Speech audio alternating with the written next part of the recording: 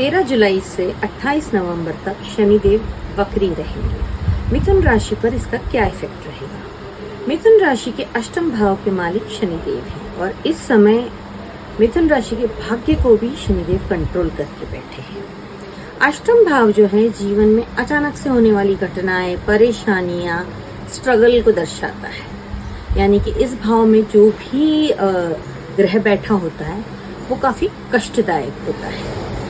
इस वजह से आपको इस पूरे 13 जुलाई से 28 नवंबर तक के समय में मिला जुला असर मिलेगा और साथ ही साथ बुध भी वक्री हो रहे हैं। इन दिनों में आप अगर अपने वर्क प्लेस से दूर जाकर कोई भी नौकरी या व्यापार करना चाहते हैं तो उसमें आपको काफी बेनिफिट मिलेगा। ये चेंज लेकर के आएगा इस समय शनि का वक्री होना।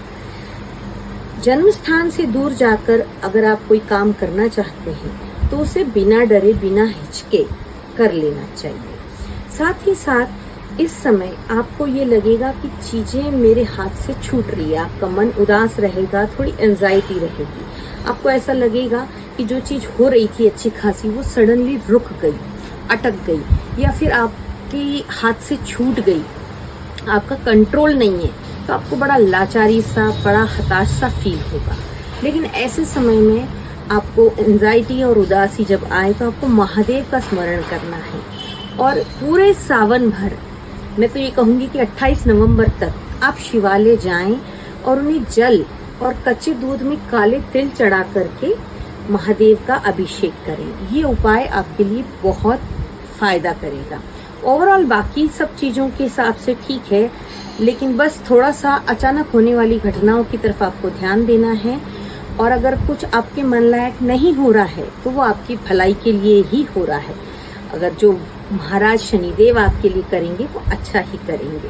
काल भैरव अष्टक का स्तोत्र का सुनना या पाठ करना इस समय आपके लिए काफी लाभदायक होगा। लेकर के आएगा इस समय शनि का वक्री होना।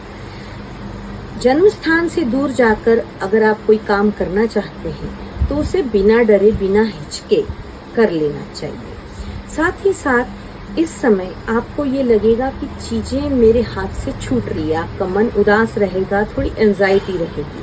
आपको ऐसा लगेगा कि जो चीज हो रही थी अच्छी खासी वो सडनली रुक गई, अटक गई या फिर आपके हाथ से छूट गई, आपका कंट्रोल नहीं है, तो आपको बड़ा लाचारी सा, बड़ा हताश सा फील होगा।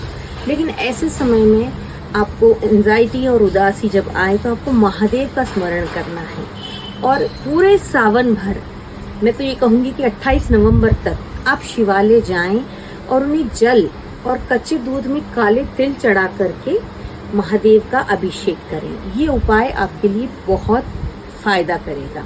ओवरऑल बाकी सब चीजों के हिसाब से ठीक है, लेकिन बस थोड़ा सा अचानक होने वाली घटनाओं की तरफ आपको ध्यान देना है और अगर कुछ आपके मन लायक नहीं हो रहा है तो वो आपकी भलाई के लिए ही हो रहा है। अगर जो महाराज शनिदेव आपके लिए करेंगे वो अच्छा ही करेंगे। काल भैरव अष्टक का स्तोत्र का सुनना या पाठ करना इस समय आपके लिए काफी लाभदायक है।